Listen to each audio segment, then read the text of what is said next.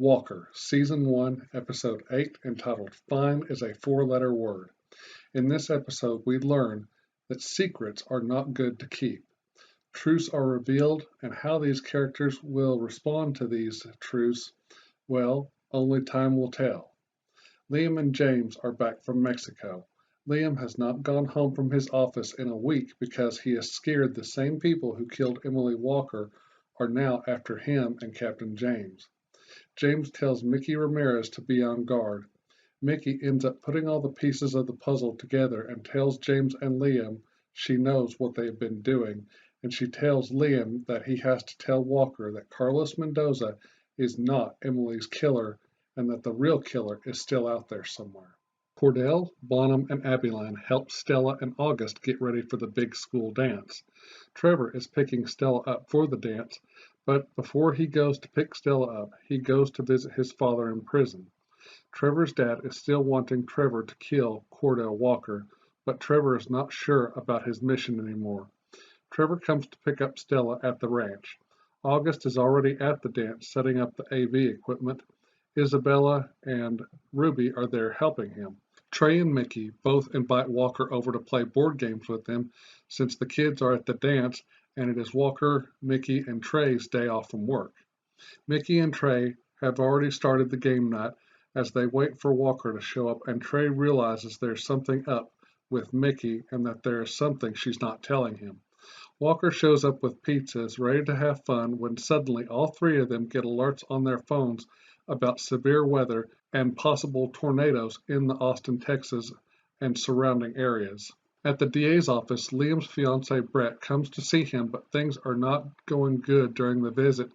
And to make matters worse, Liam tells him that there are some things going on with work and that Liam messed around on Brett with a bartender while down in Mexico when he was there with Larry James. He tells Brett he was drunk and just made a bad choice. The approaching storms and tornado hits close to where Liam and Brett are, and they both get stuck in the elevator at Liam's work building. Isabella, Ruby, Trevor, August, and Stella all get to the dance and realize it's almost empty because of the weather. Walker, Mickey, and Trey show up just as a precaution to make sure all the kids and staff are okay. Ruby is getting worried because she cannot get in touch with her granddad, who she has tried texting and calling multiple times. Bonham and Abilene go to a feed store.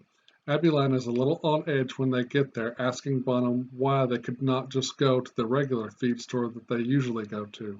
As Bonham goes in, Abilene gets a call on her cell from Liam, and he tells her that him and Brett are stuck in the elevator at his office and need help. She goes into the feed store to get Bonham, and then she realizes the real reason he went in there. Abilene gets upset with Bonham. Bonham gets what he needs and pays out. Bonham and Abilene then leave the feed store to go help Liam and Brett. Back at the school, Mickey, Walker, and Trey check things out and make sure things and people are as secure as they can be for the time being from the approaching storms. Walker called to set up an emergency hospital close to the school just in case things get bad. As they all just wait it out while the kids have fun dancing, Walker meets Judy Bramlett, who is a science teacher at the school and a chaperone for the dance. They both kind of talk and flirt a little bit. August brings Ruby over to his dad, and Ruby is clearly upset because she still cannot get a hold of her granddad, and she tells Walker that he lives close to where the tornado touched down at.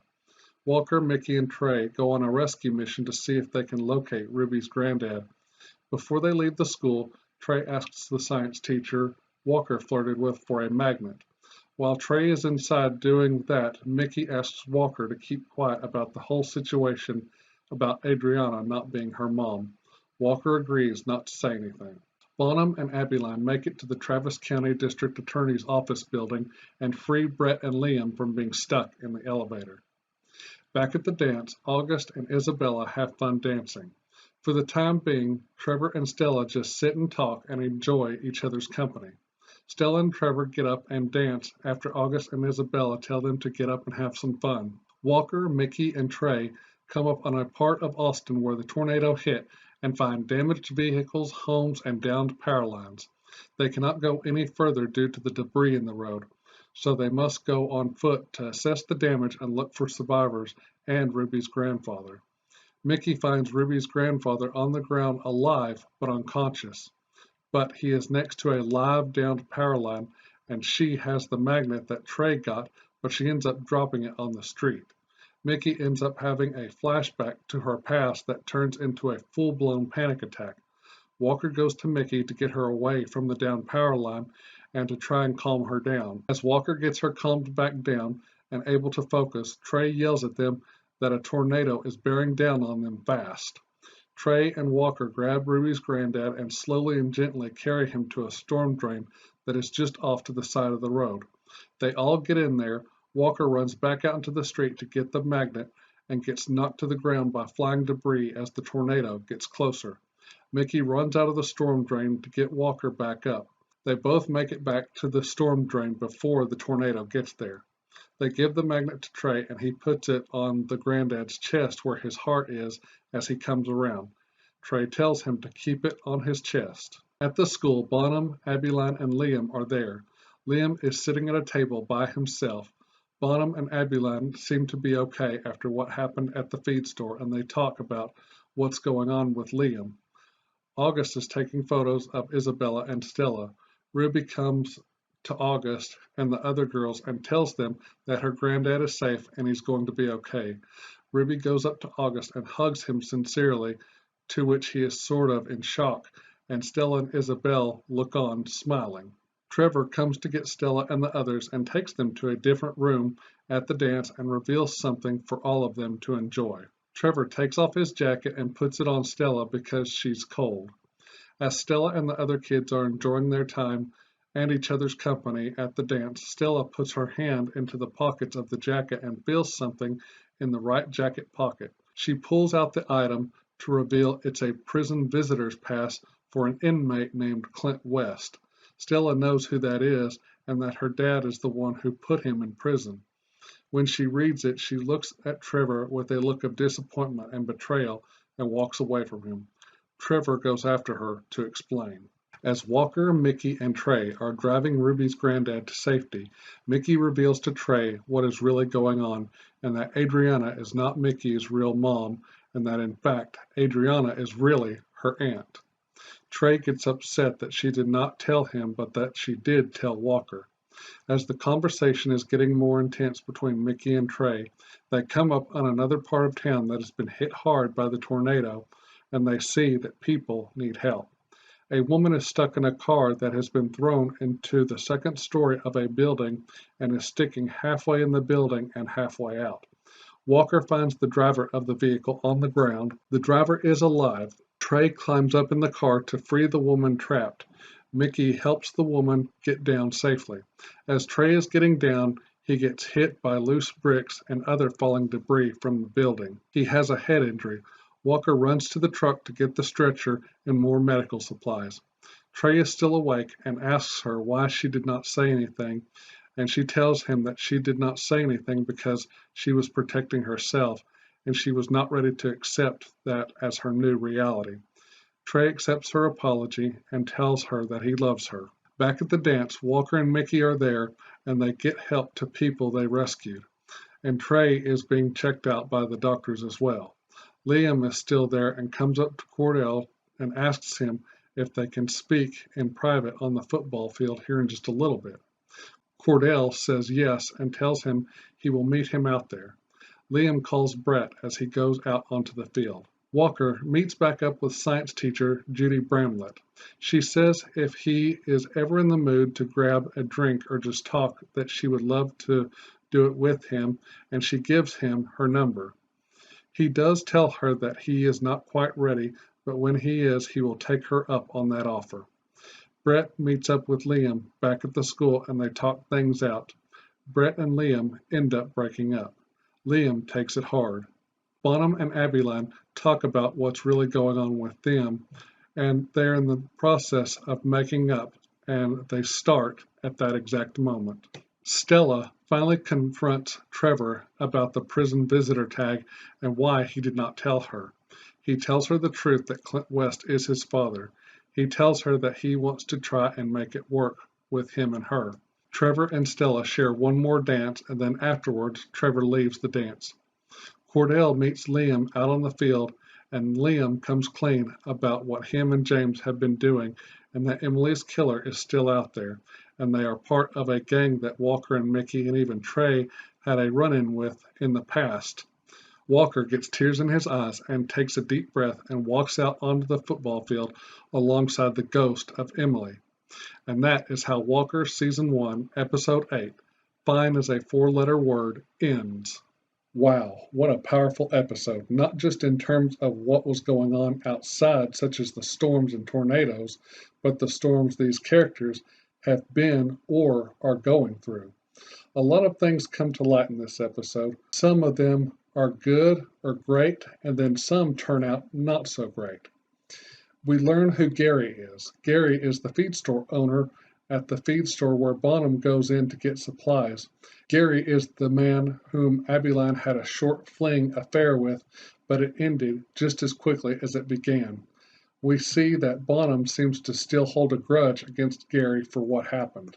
In this episode, we see Trevor Strand, and he is not sure if he can do what his dad Clint West, who is in prison, wants him to do because he really likes Stella and seems to have a great friendship with August as well. So I got an answer to my question at the end of this episode about Liam. Throughout watching this episode, when he was telling his fiancee Brett that he cheated on him with someone else after he got drunk down in Mexico, that was a little hard to believe. In all honesty, he is just scared after someone blew up Liam and James's rental car in Mexico as they were headed home, learning that Emily Walker's killer is still out there somewhere. So Liam and Brett end up breaking up, but it is all based on the lie that Liam made up just to keep Brett safe. Last week, the soccer team, along with August, Ruby, and Trevor, are put in a dangerous situation when they are harassed and threatened with violence by a gang known as Northside Nation. When Liam tells Walker that Emily's killer is still out there, he lets Walker know that the gang Northside Nation had a big part to play in her death. So now it seems like Ruby is not happy because August and Isabella seem to have something going on. So I'm wondering now what is going to happen with all of that. Also now Stella knows the truth about Trevor, so I'm wondering what's going to happen with those two as well. I don't think Trevor will give in to what his dad wants because he seems to really like Stella. I'm really starting to like the character of Trevor Strand more and more as the episodes go on, and I hope he chooses the better choice and does not listen to his dad. I liked it that Walker was flirting with the science teacher. I just thought that was a great moment, and we see Walker trying to move on and have a life even after the tragic death of Emily. One of the funniest things I've noticed about this show that we hardly ever saw in the Chuck Norris Walker is that Walker in this version loves to eat. We see him eating a lot in this show.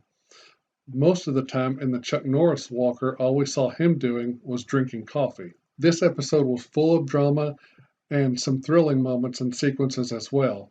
The whole storms, severe weather, tornado aspect of the show was great and gave this episode something extra. I kept thinking a tornado was going to hit the school dance and seriously hurt August, Stella, or one of the other kids, but that never happened. This episode of Walker has some similarities to the CBS Chuck Norris Walker in Season 5, Episode 10 of that series entitled Cyclone, but there are also a lot of differences as well. They are really different episodes, but I can see a few similarities. Okay, I'm going to give Walker Season 1, Episode 8, Fine as a Four-Letter Word, an A+. This show is really starting to heat up and get even better than it already is. This show, I think, is still in parts trying to find its footing, and I do believe it is almost there. Before I sign off on this video, I have been meaning to mention to all of you who are watching the new Walker or watching my reviews for it that this Walker has already been picked up for a second season by the CW. So how about that? We're going to get a second season of Jared Padalecki's Walker. So, okay, that's it. Thank you all so much for watching. I'm going to say good night. God bless. I love all of you, and I will see you all in the next video. Bye-bye.